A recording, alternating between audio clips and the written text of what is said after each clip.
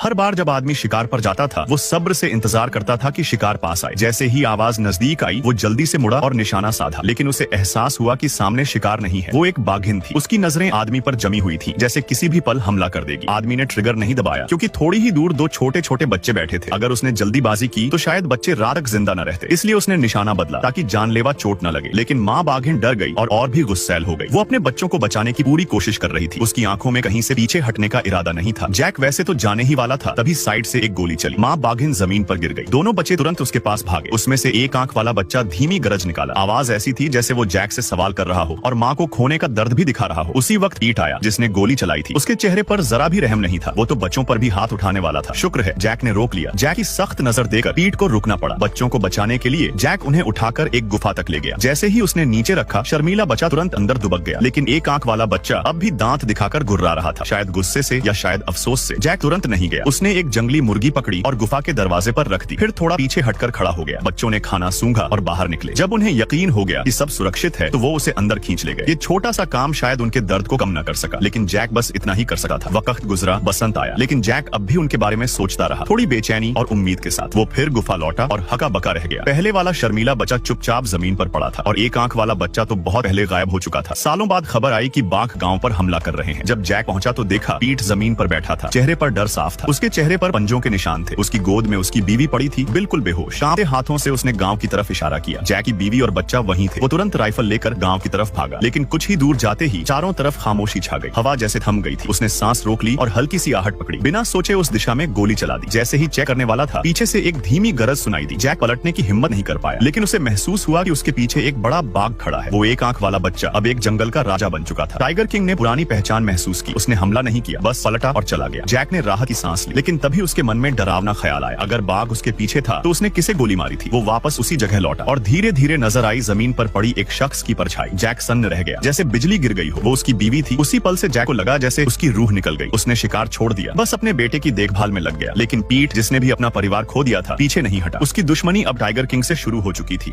और फिर video like करने पर पार्ट 2 मिल जाएगा। और अगर फुल मूवी देखनी है तो कमेंट वाला ऐप डाउनलोड कर लो और पिन वीडियो देख लो।